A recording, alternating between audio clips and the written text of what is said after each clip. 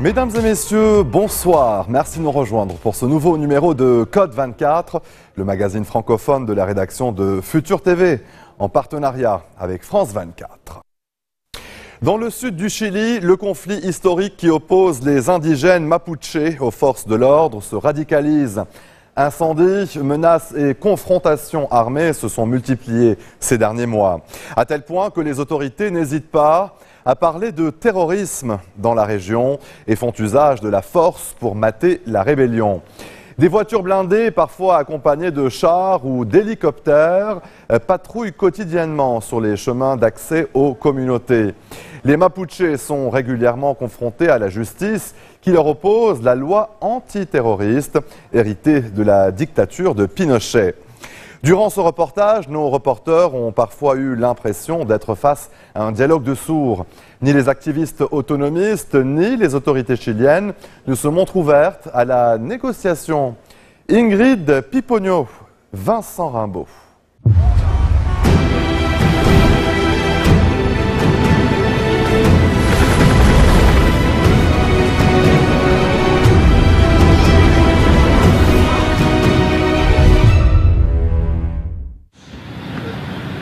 Temuco, au sud du Chili, le cœur du pays des indigènes mapuches, bastion de leur lutte historique pour la récupération de leurs territoires ancestraux.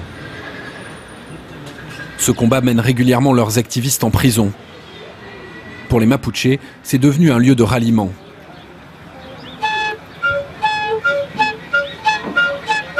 Ce matin, ils sont une centaine à être venus de toute la région, à l'initiative de Gabriela, une leader mapuche. Vous allez devoir attendre parce qu'on va déjeuner. Mais attendez, on s'était mis d'accord sur cet horaire. Ça leur prend 2 minutes de nous faire entrer, c'est vraiment de la mauvaise volonté. Gabriela est furieuse. Ils ont tous fait des heures de route pour réaliser une cérémonie religieuse au sein de la prison, en soutien à plusieurs activistes incarcérés. On est là pour ne pas laisser nos frères en prison seuls. Mais ce n'est pas normal qu'on soit confronté à cette situation. Ils ne devraient pas être en prison.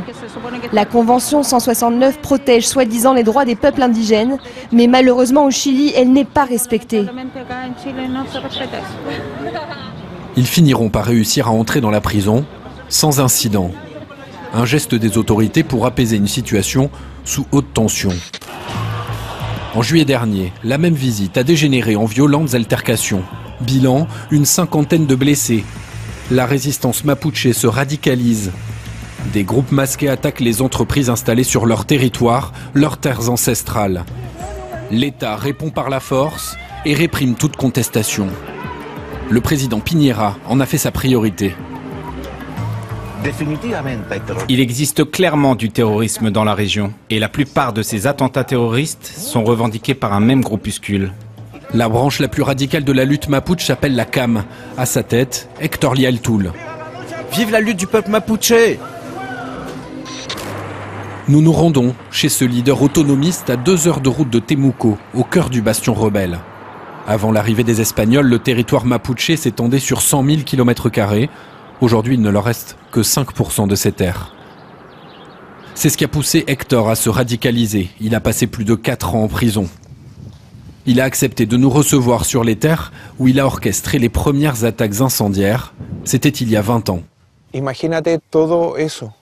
Regardez, tout ça, ce sont des entreprises forestières. On parle de milliers d'hectares de plantations de pins et d'eucalyptus. Pour nous qui vivons ici, c'est pratiquement un écocide. Les effets sur l'environnement sont dévastateurs. C'est une destruction. Depuis les années 70, la monoculture a envahi la région et asséché les sols. Les communautés mapuches ont été délogées et marginalisées. Leur région est la plus pauvre du pays, même s'ils représentent 10% de la population chilienne. Pour Héctor, cela justifie le recours aux actions de sabotage. Nos actions sont liées à des revendications territoriales, à des revendications autonomistes et à la défense de la culture mapuche. Si nous faisons des actions de résistance ou des actions d'autodéfense, c'est parce que nous répondons à une violence historique. La violence vient de l'État. Elle vient du système capitaliste, qui lui entraîne et renforce la répression contre les Mapuches.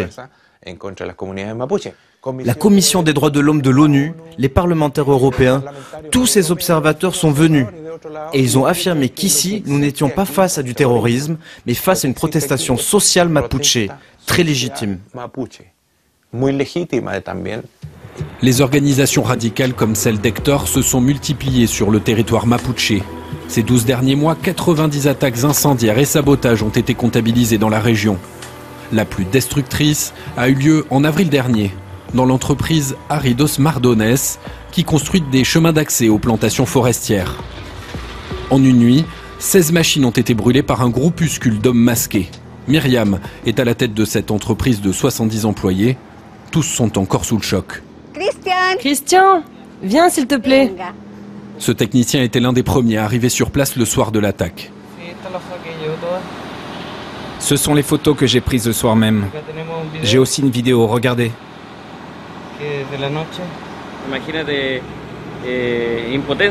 C'est un grand sentiment d'impuissance de voir partir en fumée tout ce que la patronne a construit pendant des années. En moins d'une heure, tout était réduit en cendres. Depuis l'attaque, le site est sous surveillance policière. Les dégâts ont été estimés à plus d'1 million d'euros.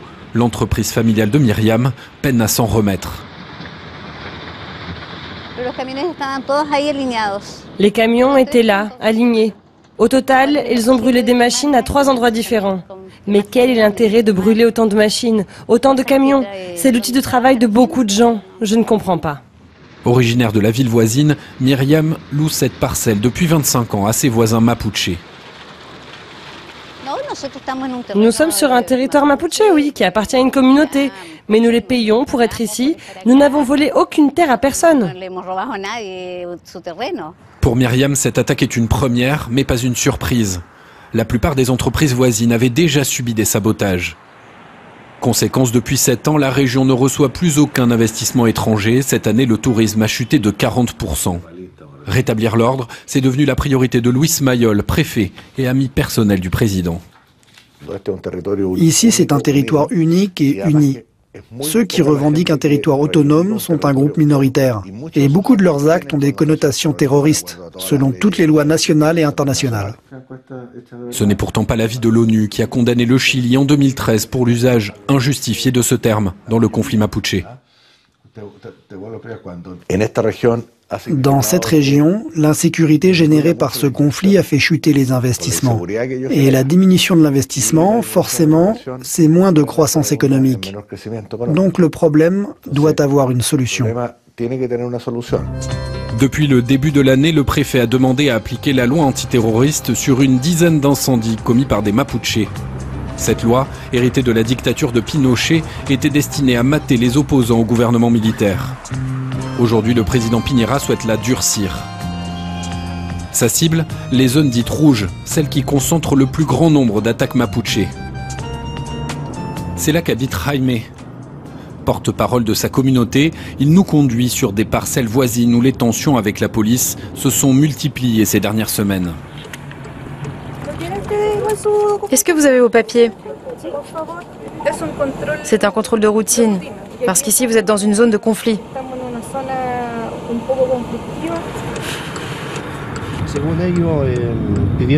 Selon la police, ils font des contrôles d'identité.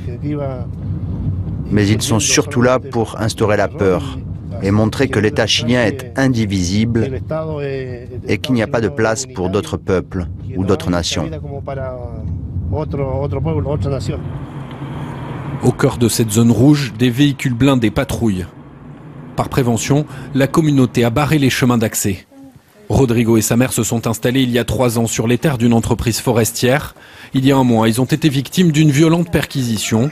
La famille était accusée de posséder des voitures volées. Ma nièce a tout filmé avec le téléphone. Et elle est petite. Elle n'a que 5 ans. Ces images témoignent d'une action musclée de la part des policiers armés face aux femmes de la famille, restées seules durant la journée. Ils ont embarqué ma grand-mère et ça m'a fait beaucoup de peine. C'est pour ça que je pleure un peu sur la vidéo.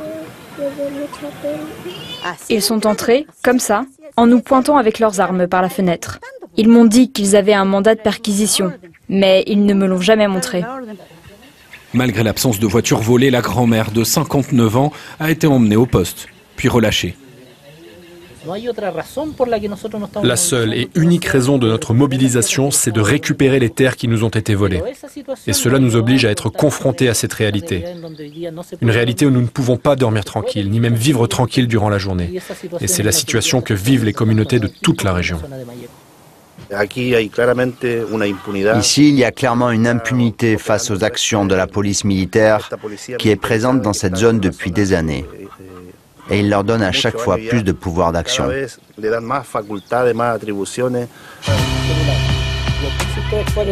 La crise est en train de devenir régionale. Pour la première fois, un dirigeant de la cause mapuche a été extradé de l'Argentine au Chili, sous haute sécurité.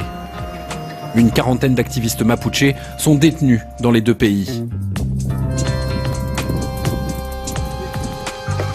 Lisette est devenu l'un des symboles de la lutte. Son mari, Luis Tralcal, a été le premier Mapuche condamné à la perpétuité cette année. Il est en cavale depuis 3 mois. Ici, on avait des fraises, parce que c'est Luis qui s'en chargeait. Mais maintenant, tout est abandonné. C'est ce qui arrive dans les communautés, car ce sont généralement les hommes qui travaillent la terre. Donc, quand il y a une arrestation, les champs sont délaissés. Lisette s'occupe seule de sa fille de 4 ans et de son bébé de 1 mois, qui ne connaît pas son père. Luis est l'une des figures de la lutte mapuche. Lui, c'est mon papa. Luis a déjà été jugé à 9 reprises pour d'autres affaires, mais à chaque fois innocenté. Au total, il aura passé 3 ans en prison préventive. Pour prouver, encore une fois, l'innocence de son mari, Lisette a décidé de faire appel à la Cour suprême. Bonjour, ça va? Ça va et vous? Eduardo, son avocat, est venu faire un point sur son dossier. J'ai ici la plainte qu'on va déposer au sujet du faux témoignage qui a inculpé votre mari et son frère. Faux témoignage, refus d'accès aux documents officiels. Au total, l'avocat a relevé une dizaine de vices de procédure dans la condamnation du mari de Lisette. Cette affaire a déjà été réouverte à 3 reprises. Les 2 premières fois, ils ont jugé qu'il n'y avait pas acte de terrorisme. Alors qu'est-ce qui a changé pour que maintenant on vienne nous dire qu'il s'agit d'un terroriste? L'invocation de la loi antiterroriste permet la multiplication et la prolongation des périodes de détention préventive. Ici, il y a des gens qui ont passé 2 ans en prison dans l'attente d'un jugement qui finit par les innocenter. Ce sont des violations de nos droits fondamentaux. On voit bien que les juges dans notre région se comportent de façon différente par rapport à ceux qui officient dans le reste du pays. C'est honteux pour moi en tant qu'avocat de devoir vous dire que malgré toutes les preuves qui dans n'importe quel tribunal du monde auraient suffi à innocenter Luis, ici dans notre région il a été condamné. C'est très difficile d'accepter ça. Donc il ne me reste plus qu'à espérer que la Cour suprême va résoudre cela en se basant uniquement sur le droit et ne pas subir des pressions politiques. La Cour suprême a finalement maintenu la condamnation de Luis Tralcal à 18 ans de prison. Absent lors de son procès, il vit aujourd'hui dans la clandestinité. Groupes radicaux et gouvernements refusent le dialogue. Inexorablement, la rébellion mapuche prend de l'ampleur. Allez, restez des nôtres, on se retrouve après cette très courte pause. À tout de suite.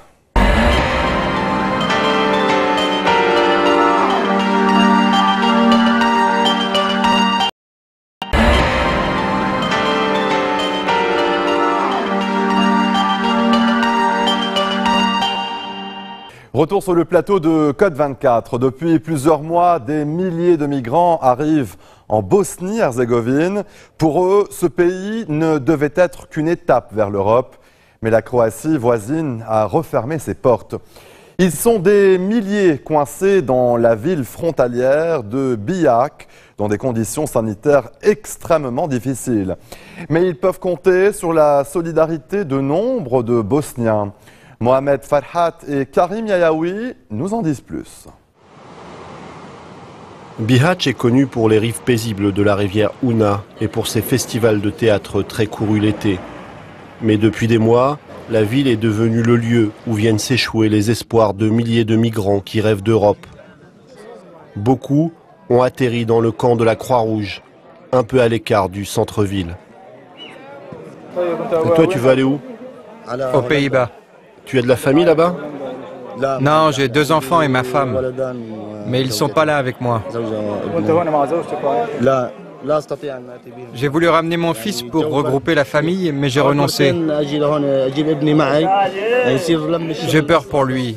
Il fait trop froid. Certains ont payé parfois 1500 € à des passeurs pour traverser la Bosnie et se rapprocher de la frontière croate. Une frontière à portée de main, juste derrière cette montagne. Ils sont afghans, syriens, irakiens, algériens. Après leurs 20 tentatives, ils reviennent presque toujours dans le camp. On ne peut pas appeler ça un camp.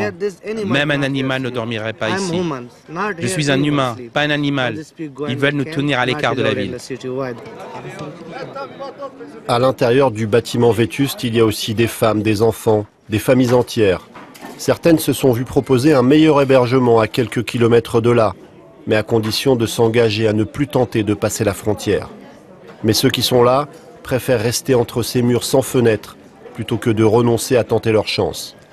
Pourtant, à écouter le responsable local de la Croix-Rouge, la situation n'est pas si catastrophique. On se dépêche pour faire des travaux sur le bâtiment. On a déjà fait le toit. On doit fermer les fenêtres, faire les travaux à l'intérieur pour avoir des chambres. Tout sera prêt pour l'hiver. Difficile d'imaginer que le bâtiment soit prêt à temps pour affronter l'hiver. Aux limites du camp, des véhicules se sont garés. Des Bosniens apportent des produits de première nécessité.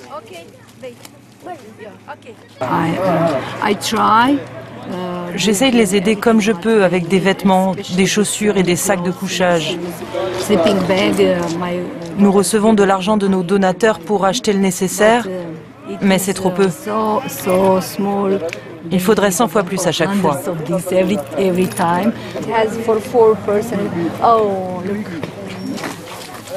Mais rapidement, la distribution tourne un peu à la cohue.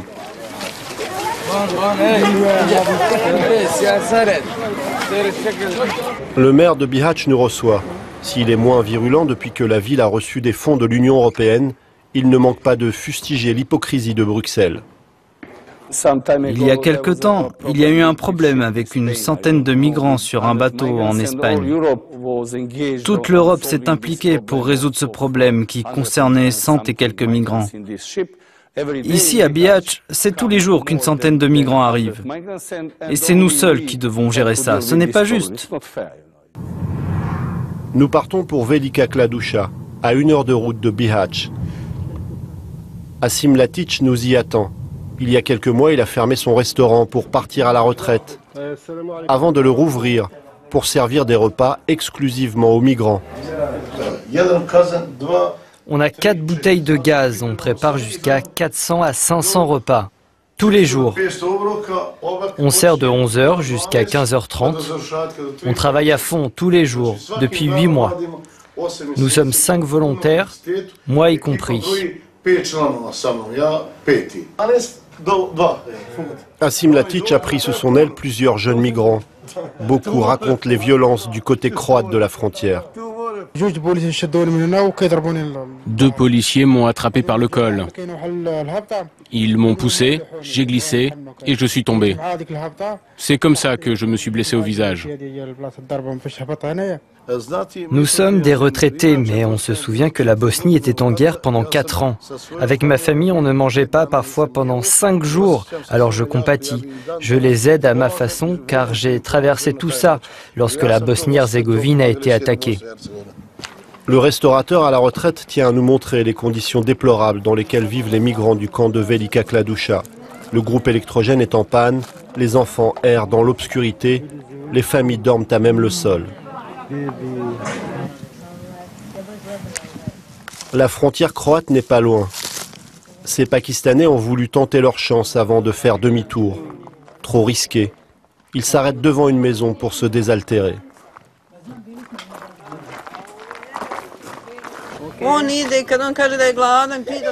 Quand tu les vois comme ça, tu leur donnerais jusqu'à ta dernière bouchée. Mais c'est dur de nourrir tout le monde. Je ne travaille pas. Ma fille ne travaille pas. Eux, ils se passent le mot qu'il y a de l'eau et de la nourriture. Il y en a 20 qui sont passés. Bientôt, il y en aura encore 10 ou 15 autres. Malgré son appréhension, cette femme va continuer à aider les migrants, comme beaucoup de Bosniens dont les portes resteront ouvertes avec l'arrivée de l'hiver. Open the border, please. Good luck. Mais les portes de l'Europe, elles, restent bel et bien fermées. Allez, restez des nôtres, on se retrouve après cette très courte pause. À tout de suite.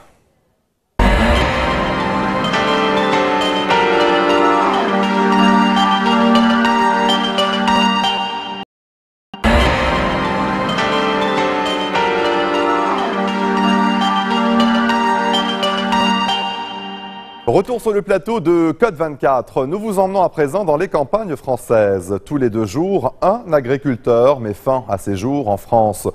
Le suicide est la 2e cause de décès dans cette profession. Souvent, leur désespoir provient de l'insécurité financière, des dettes et de la pression constante de travailler toujours plus dur pour des salaires de misère. Nos reporters, Julie Dungeloff et Claire Pacalin, sont allés recueillir leurs témoignages. Voici le reportage.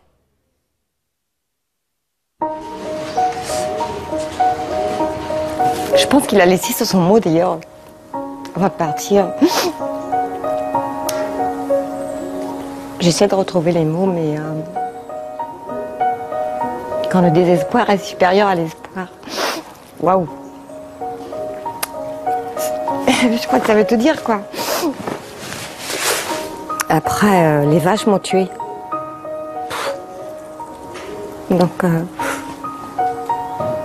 c'est tout. Il y a 2 ans, le frère de Marie, Jean-Pierre, s'est tiré une balle en plein cœur, dans la propriété laitière familiale.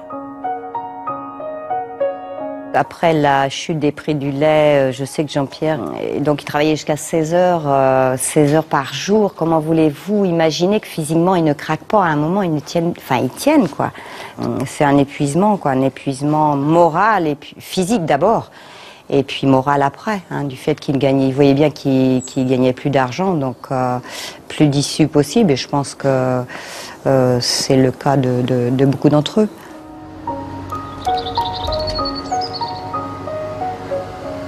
Tous les 2 jours, un agriculteur se suicide en France.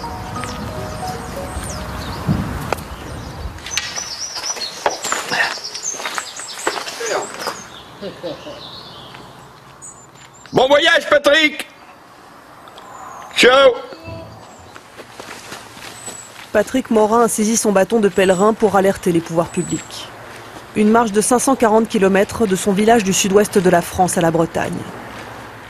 Il y a 10 ans, son meilleur ami s'est suicidé. Depuis, 10 autres agriculteurs se sont donné la mort dans sa petite commune. Pour nous, Français en général, de leur porter notre soutien, de leur porter notre aide et de se dire, eux, ils nous nourrissent.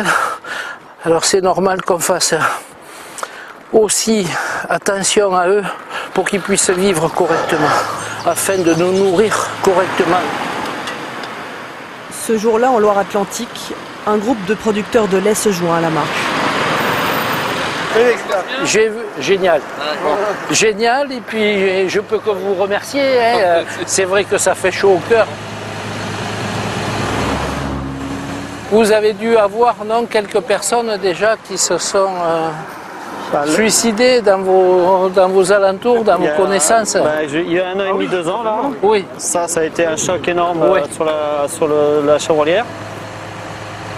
Le long du parcours, ces champs laissés en friche depuis le suicide d'un des leurs.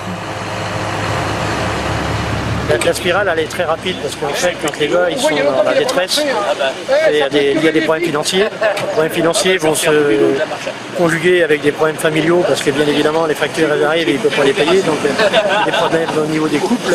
Et après, c'est la spirale vers l'alcool et les gars se translèrent rapidement. Comment ça va chez toi? Christian a échappé à cette funeste spirale, en renonçant au vignoble et aux vaches héritées de son père. Non, elles sont de nos côtés évidemment, mais elles sont... Après un moment quand même assez compliqué, pendant 2-3 mois très compliqués, j'ai pris la décision qu'il fallait que je m'arrête avant que ce soit la ruine et que peut-être, avec une accumulation de souffrance ou autre chose, on passe à des actes qu'il n'aurait pas fallu faire, ou que ma famille aurait regretté et tout mon environnement. Voilà. Les prix bas imposés par la grande distribution poussent les agriculteurs à s'endetter pour produire plus et à travailler toujours davantage pour rembourser leurs emprunts. Tu utilises ce document Solidarité Paysans existe depuis près de 30 ans. L'association accompagne 3000 familles en situation de surendettement par an. Sur les procédures collectives. Tu suis combien de situations en ce moment? Alors, il y avait toujours les 80 situations qu'on suit depuis 2-3 ans. Et puis là, on a beaucoup de nouvelles demandes. On a plus d'une par semaine. En fait, ce que disent les agriculteurs, c'est que la souffrance psychique et le suicide arrivent à partir du moment où il n'y a plus de solution, il n'y a plus d'issue. On a noté 3 facteurs principaux dans la souffrance psychique des agriculteurs. La première, c'est la pression familiale et la pression sociale. Ce poids de devoir garder la ferme, mais aussi une façon de faire. La deuxième forme de pression, c'est le regard social, la honte. On a du mal à dire qu'on est en difficulté. La troisième forme de pression, c'est la surcharge de travail, avec l'épuisement. Et donc on imagine bien cette soupape, en plus avec le fait de ne pas pouvoir en parler, de ne pas pouvoir demander de l'aide. Donc la soupape, à un moment donné, ça explose.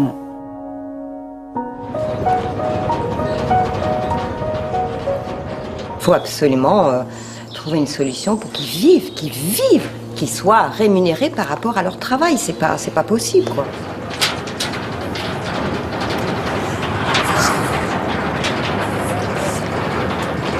Faut pas nous laisser tomber.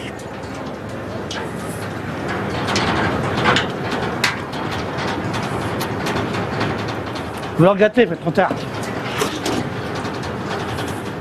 Vous comprenez pas la détresse dans laquelle on est. Le jour où vous allez vous réveiller, il n'y aura plus d'exploitation. Et là, ce que vous allez manger, ça viendra des pays où il n'y a aucune traçabilité, où il y a... Vraiment, voilà, quoi, faut... Prenez conscience qu'on a le droit de vivre.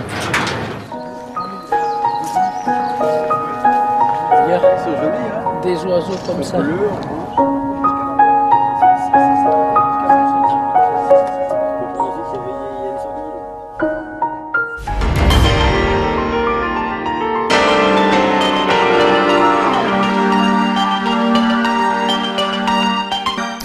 L'invité de Code 24 ce soir est un visionnaire. Il met en pratique sa vision humaniste et culturelle du développement économique et social pour faire de sa région natale le plus formidable des laboratoires. Il réinvente le mythe de Byblos et fait de cette cité millénaire un pôle touristique et culturel international, générateur de milliers d'emplois.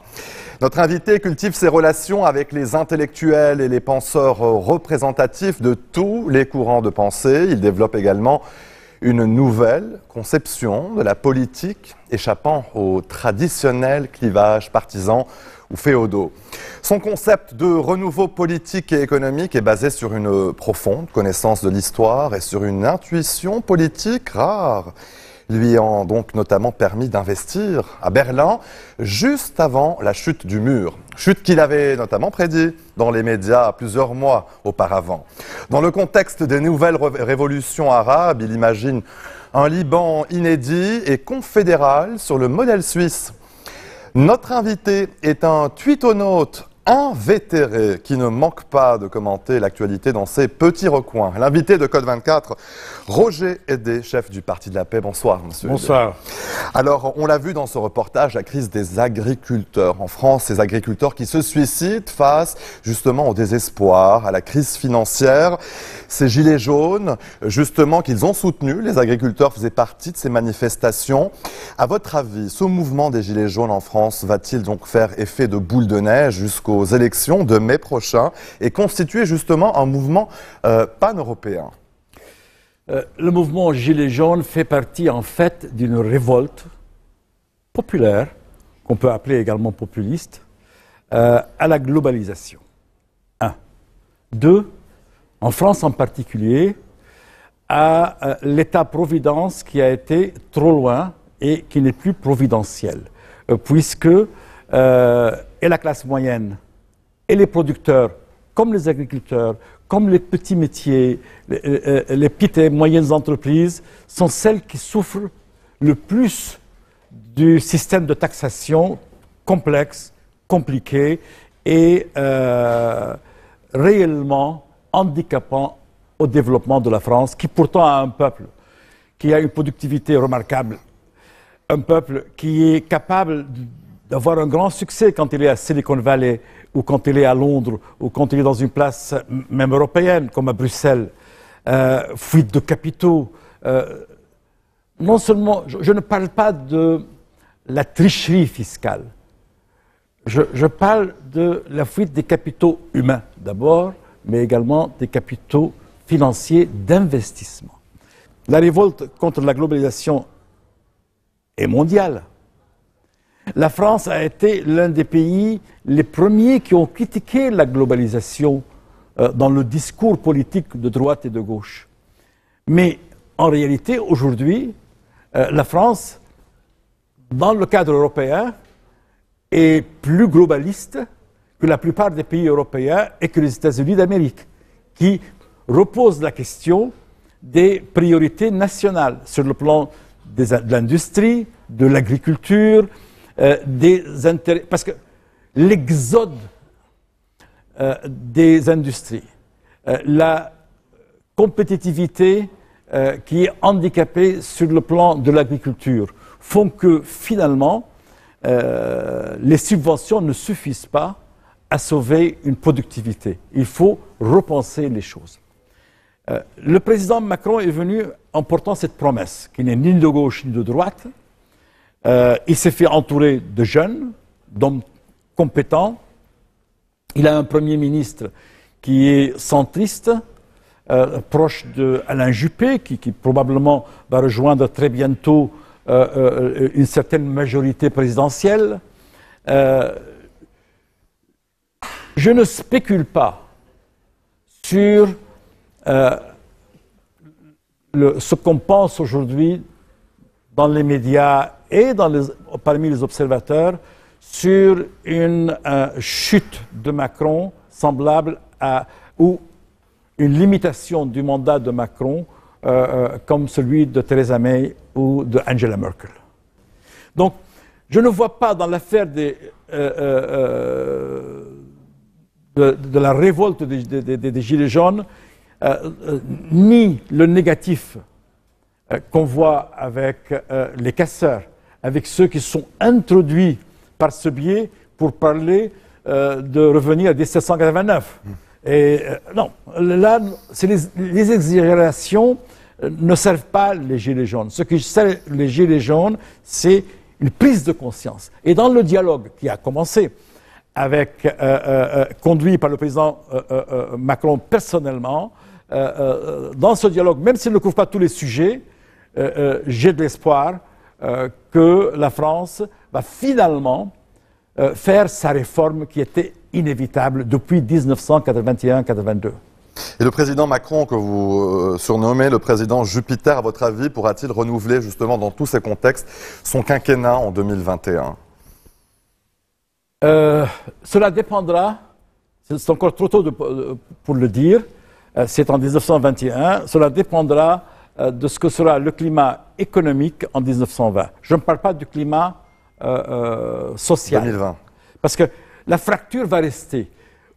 Parce que l'une des raisons de la fracture, il faut aussi l'accepter. Nous sommes dans un nouveau monde où l'influence de l'individu qui a son portable à la main et qui fonctionne par Twitter, par Facebook, par Instagram lui-même et d'autres moyens qui vont se développer entre-temps, il est plus influent que tous les médias traditionnels. Ce n'est pas que les médias traditionnels n'aident pas, mais ils suivent en fait. Donc cette nouvelle donne dans la vie politique crée une plus grande fracture, parce qu'elle est moins contrôlée. Et ce n'est pas avec ni les gadgets, ni le coup de pub qu'on peut réformer, transformer et mettre la France dans le peloton de tête, ce dont rêve le président Macron, comme tous les Français, depuis Giscard d'Estaing d'ailleurs. Le terme peloton de tête a commencé avec Giscard. Sur le plan international, l'année 2019 commence par un processus de pacification, notamment dans le monde arabe. Dans le monde arabe, on va tout d'abord évoquer la Syrie où on le voit ces derniers jours, les annonces se multiplient en faveur justement d'un retour en Syrie, retour diplomatique, retour politique, retour économique. À votre avis, vous évoquez d'abord dans votre tweet un ordre nouveau en Syrie où la Russie, et je cite, et le monde arabe, ce serait de facto partager les rôles. Pouvez-vous nous en dire plus? L'Arabie saoudite et l'Égypte, deux puissances économiques, géostratégiques et avec valeur ajoutée arabe, l'une est déjà en paix avec Israël, l'autre, elle a déjà des pays qui sont en paix avec Israël, comme la Jordanie, qui fait partie du GCC, du Gulf Cooperation Council, du Conseil de coopération du Golfe, et qui doit se diriger vers un certain fédéralisme à l'européenne. Donc là, on ne pouvait pas penser l'avenir et stabiliser l'Irak ou la Syrie sans que le monde arabe ne se réintroduise en Irak et en Syrie. Et c'est la raison de la reprise des ambassades, une ambassade après l'autre. Mais quand nous parlons de Syrie aujourd'hui, nous parlons de quoi? L'habitude du monde arabe, des Libanais, comme d'ailleurs des médias européens et français, c'est de penser à la Syrie Assad. Elle n'existe plus, la Syrie Assad. Et certainement, elle ne peut pas exister dans le processus politique. Le processus politique ne va pas faire renaître une autre dictature hiérarchique, expansionniste, sûre d'elle-même et autoritaire et qui joue tous les extrémismes et les uns contre les autres. Non. La dictature Assad, cette Syrie-là, n'existe plus de toute façon. Puisque si Assad est encore là, s'il n'a pas connu le sort d'autres dans la région, c'est que l'Iran est entré en jeu, mais ce n'était pas suffisant. La Russie est entrée en jeu à la demande de Qasem Soleimani pour pouvoir sauver la mise iranienne. Finalement, on a sauvé un rapport de force en Syrie. Il était de l'intérêt de l'ordre international qu'on préserve l'armée syrienne. Mais ce n'est plus l'armée de Assad. Et ce ne sera plus l'armée de Assad. Qu'on préserve le régime sécuritaire syrien, mais en le transformant et en le décentralisant. D'avoir une nouvelle constitution syrienne qui est en train d'être écrite et qui est fédérale. Et fédérale qui va plus loin que la formule fédérale irakienne qui n'a pas finalement réussi la preuve. Ce qui s'est passé depuis. Donc l'identité de la Syrie, c'est une Syrie fédérale à votre avis? Donc ce sera une Syrie fédérale. Dans cette Syrie fédérale, les muhafazat, les régions, ou les cantons, si on peut pour faciliter les choses pour les Européens qui nous écoutent, les cantons seront de ces régions. Et ces régions, moi je suis pour qu'elles soient encore subdivisées, pour qu'elles correspondent mieux à des réalités historiques qui datent de la période ottomane et qui permettent aux minorités de se sentir en sécurité. Pour ce qui est du sort des Kurdes, dans la formule fédérale, les Kurdes ont une autonomie. Mais comme les Alaouites, comme d'autres régions, comme la région d'Alep, la région de Idlib, la région au sud de Damas, la région de Damas. Donc il y aura plusieurs régions qui auront une autonomie, et dans la mesure où il y a plus de régions et plus d'autonomie et de puissance locale, que les Kurdes se sentiront chez eux, capables de décider de leur sort. Ce qui intéresse les Turcs, c'est que, en raison de la présence de 17 millions de Kurdes en Turquie, ils craignent que la dynamique de l'autonomie et de l'indépendance kurde n'aille déstabiliser la Turquie. Il faut regarder le monde avec un regard, à mon avis, positif pour ce qui est du processus de la paix au Proche-Orient, parce que c'est tout le monde arabo-musulman qui est sur la voie de la création d'un État palestinien qui puisse attirer les Palestiniens et garder ceux qui sont en Palestine, qui puissent profiter d'un projet ancien, qui date de 2002, de relier la Méditerranée à la mer Rouge, avec des projets de dessalement d'eau de mer, de production d'électricité, d'irrigation, et qui aurait un statut singapourien sur le plan du développement économique.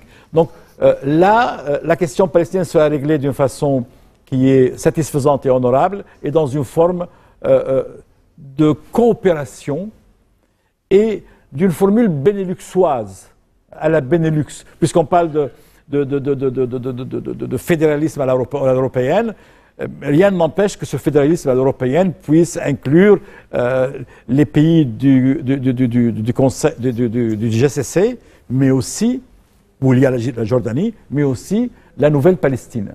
Roger Hédé, on va poursuivre cet entretien juste après cette très courte pause. Restez des nôtres.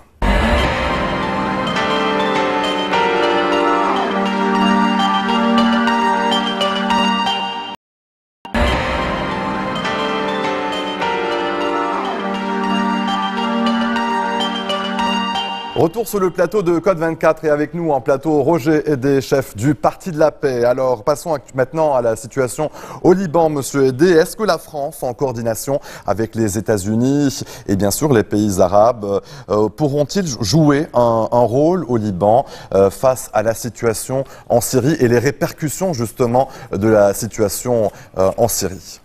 La France a toujours eu de la reconnaissance arabe et internationale, et notamment des États-Unis, le rôle, dès qu'il s'agit du Liban, quelle que soit la mission aux Nations Unies ou ailleurs, il est confié à la France d'assumer et de diriger l'action. La France est garant historique du Liban depuis que les maronites ont rejoint l'Église catholique et le roi pontife. C'est important car la France garde également d'excellentes relations dans la région et surtout dès qu'il s'agit de relations avec le monde arabe. C'est une tradition que le général de Gaulle a commencé le lendemain de la guerre de 68, qui a été faite avec des mirages. Donc il était important que cela soit compensé. Et la relation arabe avec l'Arabie saoudite, la France avec l'Arabie saoudite a commencé avec le roi Faisal, qui avait un grand respect pour non seulement le général, mais la logique gaullienne. Or, depuis le général de Gaulle, il n'y a pas eu un président français qui n'a pas...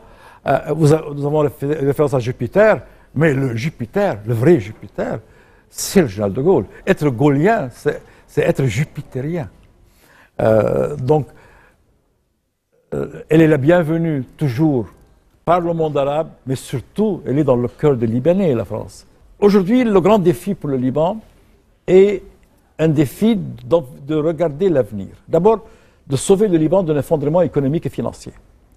Là, moi, ma proposition est claire, c'est que au lieu de nous endetter comme nous l'avons réclamé dans la conférence de Paris, CEDR récemment, au lieu de nous endetter, ou qu'on nous fasse seulement un cadeau, une dette de 10 milliards ou plus, et qui est conditionnée avec des conditions qui ne peuvent pas être bonnes pour le Liban. Certaines sont nécessaires, mais d'autres peuvent complètement casser l'économie libanaise et transformer le Liban. Et ils ne sont pas faisables. D'où la création d'un fonds d'investissement. Donc, moi, je suis pour l'idée de créer un fonds d'investissement. Ce fonds d'investissement fait que quand vous donnez, en tant que fonds d'investissement des Nations Unies, ou européen, ou arabe, ou d'un pays ou d'un autre, quand vous créez un fonds pour le développement du Liban, vous le gérez vous-même. Donc, la grande question de la corruption au Liban, personne ne croit que nous allons sauver le Liban d'un système qui institutionnellement est corrompu d'un jour à l'autre. Ce fonds d'investissement, il va financer les infrastructures productives. D'abord, celles qui peuvent sauver au budget une partie importante de son déficit. Deuxièmement, donc l'électricité, par exemple, les raffineries, l'exploitation du gaz et du pétrole. Nous avons en face de la côte libanaise des stocks de pétrole et de gaz, notamment de gaz, qui peuvent faire de ce pays l'un des plus riches de la région par tête d'habitant. Donc, il n'y a pas de raison de paniquer là-dessus. Au contraire, il y a une raison de nous inquiéter si ces mêmes gérants de la gouvernance libanaise, sur la base de la répartition et du pouvoir et du pactole du pouvoir en corruption, ne soient en charge. Si c'est un fonds d'investissement qui est en charge, cela change tout. Parce que le fonds d'investissement peut avoir à sa tête une personnalité de premier choix international qui a été gouverneur ou qui est de l'une des plus grandes banques centrales européennes ou américaines, etc. Une personne au-dessus de tout soupçon. Nous pouvons également, pour chacun des projets, avoir une partie de l'investissement fait par le fonds d'investissement en question et la majorité étant par d'autres fonds d'investissement qui sont dans le secteur privé intéressés à le faire parce que dès lors que c'est géré sans corruption par des gérants de qualité, l'argent court. L'argent court pour tout ce qui est investissement, infrastructure, dans la rentabilité stable. Peut-être rapidement commenter le rôle de la France quant aux ressources énergétiques au Liban. On sait la question du pétrole et du gaz en Méditerranée. À votre avis, comment la France pourra-t-elle protéger le Liban d'un éventuel conflit avec Israël concernant les ressources énergétiques? Non, la France va faire... Pour ce qui est d'Israël, ce sera une négociation. Je ne crois pas que la France va faire la guerre à Israël ou elle va faire partie d'une négociation de paix arabo-israélienne. Bien sûr, le Liban serait le dernier à venir signer, mais s'il y a une négociation globale à laquelle j'ai fait allusion, cette négociation globale ne peut pas ne pas inclure le Liban. Et bien entendu, il y a un retracé des frontières définitives suivant les accords d'armistice de 1948 approuvés en 1949 par les Nations Unies. Nos frontières avec Israël sont définies. Il s'agit de les définir dans le détail sur la terre avant d'aller plus loin et de poursuivre dans la mer. Donc une négociation est à faire. La France jouerait un grand rôle en coordination avec les États-Unis et avec les Israéliens, mais de toute façon, la France est dans l'exploitation puisque Total est déjà sur le terrain, je veux dire, d'exploration en mer, et que ses dirigeants ont exprimé clairement que c'est l'une des régions les plus intéressantes de la région, de ce qui est de l'exploitation du gaz, qui est facile et pour laquelle ils sont prêts à agir et à exploiter dans un temps record. Donc tout cela est très positif. Mais il faut au départ qu'il y ait une société libanaise du pétrole, parce qu'il n'y a pas seulement le gaz et le pétrole, il y a toutes les industries qui sont liées. Et là, les Français, les sociétés françaises spécialisées sont bien entendu les mieux venus et les premières bienvenues pour faire partie de cette aventure, car les Libanais font confiance à la France. Roger Hédé, chef du Parti de la Paix, c'est toujours un plaisir de vous recevoir sur ce plateau. Merci d'être venu chez nous à Futur TV et merci pour tous vos éclairages. C'est ainsi que s'achève cette édition de Code 24. Merci à vous tous de nous avoir reçus chez vous. Très bonne suite de programmes sur notre antenne et je vous dis à la semaine prochaine.